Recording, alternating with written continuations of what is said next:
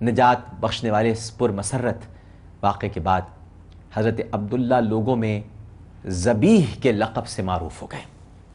یہ لقب ان کے لیے شرف کا باعث اور خاندان بھر کے لیے قابل فخر بن گیا، اور اس واقعے نے آپ کے جد امجد سیدنا ابراہیم علیہ السلام کی جانب سے اپنے فرزند سیدنا اسماعیل علیہ السلام کو راہ خداوندی میں قربان کرنے کے ارادے کی یاد تازہ کر دی۔ سیدنا اسماعیل علیہ السلام بھی ذبیح اللہ کہلائے، اور حضرت عبداللہ رضی اللہ تعالی عنہ کو بھی ذبیح کے لقب سے یاد رکھا گیا۔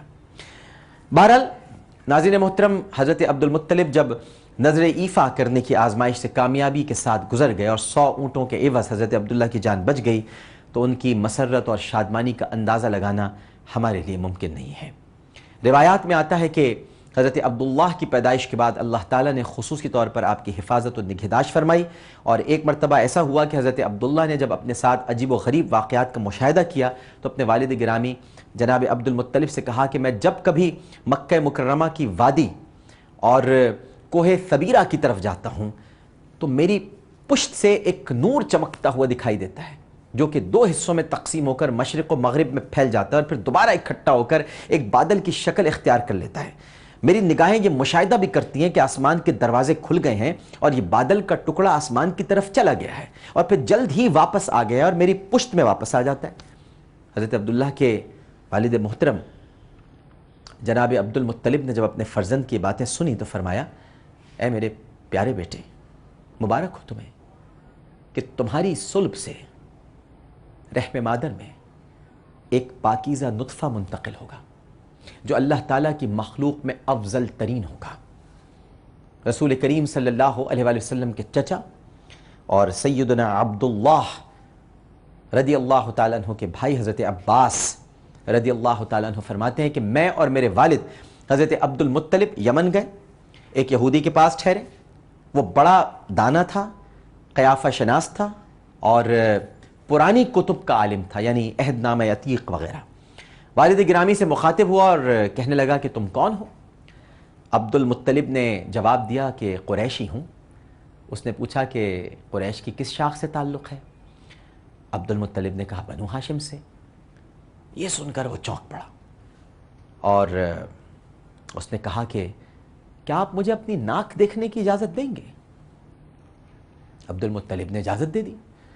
اس نے بڑے غور سے دونوں نتھنے دیکھے اور پھر جچے تلے انداز میں اپنی رائے دی۔ تمہارے ایک ہاتھ میں حکومت اور دوسرے ہاتھ میں نبوت ہے، یہ دونوں صفتیں قبیلہ بنو زہرہ میں اکٹھی ہو جائیں گی، کیا تم نے ان سے رشتہ قائم کیا ہے؟ عبد المطلب نے جواب دیا کہ بھائی ابھی تک تو نہیں کیا۔ اس نے کہا کہ اس خاندان سے رشتہ قائم کرو، یہ میری نصیحت ہے۔ اب یہ واقعہ حضرت عبد المطلب کے ذہن پر نقش ہو گیا، اور اب حضرت عبداللہ کے لیے جب رشتہ ڈھونڈنے کی ضرورت محسوس ہوئی تو ان کے ذہن میں وہ نقش تازہ ہو گیا اور انہوں نے فیصلہ کیا کہ وہ اس خاندان یعنی بنو زہرہ کے ساتھ ناطہ جوڑیں گے۔ اگرچہ حضرت عبداللہ کی خصوصیات اور حسن و جمال کی وجہ سے قریش کے بڑے بڑے رئیسوں کی خواہش تھی کہ حضرت عبداللہ ان کے داماد ہوں، اپنی فرزندی میں قبول کرنے کی خواہش کا اظہار بہت سے رئیسوں نے جناب عبد المطلب سے کئی بار کیا تھا، مگر آپ اپنے بیٹے کے لیے اس نور نظر کی تلاش میں تھے جس کا تعلق بنو زہرہ سے ہو اور جو حسب و نسب کے لحاظ سے بلند مرتبہ ہو اور عفت و پاک دامنی میں بھی ممتاز ہو۔ اب دوسری طرف سیدہ آمنہ کے والد محترم جناب وہب بن عبد مناف بنی زہرہ میں عزت و نسب دونوں کے لحاظ سے سردار تھے۔ یاد رکھیے اسے مناف کہتے ہیں، مناف نہیں کہتے۔ ہمارے یہاں بہت سی جگہوں پہ عبد مناف لکھا جاتا ہے، یہ عبد مناف ہے۔ انہوں نے اپنی اہلیہ کو حضرت عبد المطلب کی خدمت میں اس لیے بھیجا تاکہ وہ جناب عبد المطلب سے بات کریں کہ میری نیک سیرت اور خوبصورت اور خوش اخلاق بیٹی سیدہ آمنہ رضی اللہ تعالی عنہ کو اگر وہ اپنے بیٹے جناب عبداللہ کے ساتھ نکاح میں قبول فرمائیں تو یہ ہمارے لیے سعادت کی بات ہوگی۔ یہ بڑے اہم واقعات ہیں ناظرین، بڑی توجہ سے سنیے گا، یہ باتیں روز روز نہ بتائی جاتی ہیں نہ آپ کو کہیں پڑھنے کو ملیں گی۔ ہمیں معلوم ہونا چاہیے ہمارے آقا کے والدین کے بارے میں. جب حضرت وہب بن عبد مناف کی طرف سے سیدہ آمنہ رضی اللہ تعالی عنہ کا رشتہ حضرت عبداللہ کے لیے آیا تو حضرت عبد المطلب نے محسوس کیا کہ جن اعلیٰ صفات کی حامل بہو وہ تلاش کر رہے تھے وہ صفات تو یقیناً سیدہ آمنہ رضی اللہ تعالی عنہ میں موجود ہیں. آپ کی حقیقت شناس نگاہ نے قریش کے بنو زہرہ خاندان کے سردار وہب بن عبد مناف کی نور نظر سیدہ آمنہ رضی اللہ تعالی عنہ کا انتخاب کیا. آپ وہب کے گھر تشریف لے گئے. وہب نے جب دیکھا کہ بنو ہاشم کے سردار عبد المطلب نے ان کے گھر قدم رنجہ فرمایا ہے اور اپنے لخت جگر کے لیے ان کی نور نظر کا رشتہ طلب کرنے کے لیے آئے ہیں تو وہب کی خوشی کی کوئی انتہا نہیں رہی اور انہوں نے بنو ہاشم کے سردار کی اس خواہش کو بصر و چشم قبول کر لیا. حضرت عبداللہ کی عمر اس وقت 18 یا 20 برس تھی. شباب کا عالم اور اس پر تقوی اور پارسائی کے انوار کا ہجوم، آپ کا حسن و جمال حشر سامان، آپ جس گلی سے گزرتے سینکڑوں جو دل تھے وہ سینوں میں مچلنے لگتے. سدھا یعنی نرگسی آنکھیں قدموں میں بچ جانے کے لیے بے چین ہو جاتی. چھپ چھپ کر ایک جھلک دیکھنے کی آرزو معلوم نہیں کتنوں کو ماہی بے آب کی طرح تڑپا دیتی. لیکن حضرت عبداللہ کی شرمگی نگاہیں جھکی رہتی.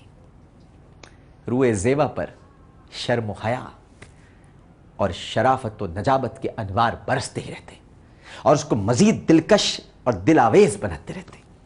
یوں معلوم ہوتا تھا کہ حسن یوسف علیہ السلام کا عہد رفتہ پھر لوٹ آیا ہے. مکے کی کئی دوشیزاؤں کے ہاتھ سے صبر و احتیاط کا دامن بار بار چھوٹ جاتا تھا. بعض نے تو اپنے جانسوز شوق کی بے تابیوں سے بے بس ہو کر اپنے حسن و شباب کی رانائیوں کو ان کے قدموں کی خاک پر قربان کر دینے کا برملا اظہار بھی کر دیا تھا. وہاب نے حضرت عبد المطلب کی خواہش کے مطابق حضرت آمنہ کا رشتہ حضرت عبداللہ کو دینا منظور کر لیا اور پھر جلد ہی تقریب نکاح انجام پذیر ہوئی اور آپ اپنے عظیم القدر سسر کے زیر سایہ اپنے شوہر نامدار کے ساتھ زندگی بسر کرنے لگی. علامہ ابن اسحاق فرماتے ہیں کہ شادی کے روز قریشی عورتوں میں حسب نسب کے اعتبار سے سب سے افضل حضرت آمنہ رضی اللہ تعالی عنہ تھی. آپ کا بچپن بڑا پاکیزہ تھا. آپ کا گلستان قریش کی کلی اور کیا کہوں کہ بس بنو زہرہ کی بیٹی تھی. بنو زہرہ کی بیٹی. ناظرین، آپ کو معلوم ہے کہ حضرت آمنہ ہمہ وقت پردے میں رہتی تھی اور آپ کی پاکیزہ سیرت کا تذکرہ پورے مکے میں مشہور تھا. بہت سے نوجوان جو عام عورتوں کی طرف التفات نہ کرتے تھے آپ کے ہاں منگنی کا پیغام بھیجتے تھے.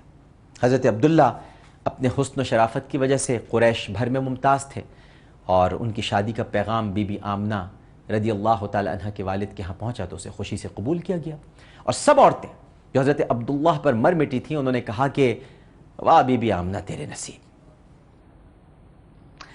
سمجھنا چاہیے ناظرین کہ یہ باتیں فقط عقیدت کی نہیں ہیں جناب، کہ آپ سمجھیں کہ یہ تو ایک عقیدت مند باتیں کر رہا ہے. نہیں جناب، جدید سیرت نگار محمد حسین ہیکل، ان کو تو مانتے ہیں نا، جو ہمارے روشن خیال اعتدال پسند ہیں.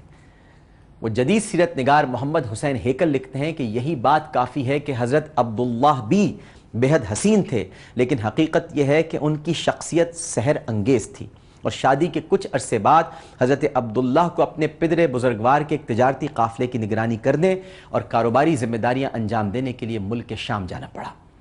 تجارتی مصروفیات سے فراغت پانے کے بعد جب آپ اپنے ساتھیوں کے ہمراہ مکہ واپس آنے کے لیے روانہ ہوئے تو راستے میں بیمار ہو گئے.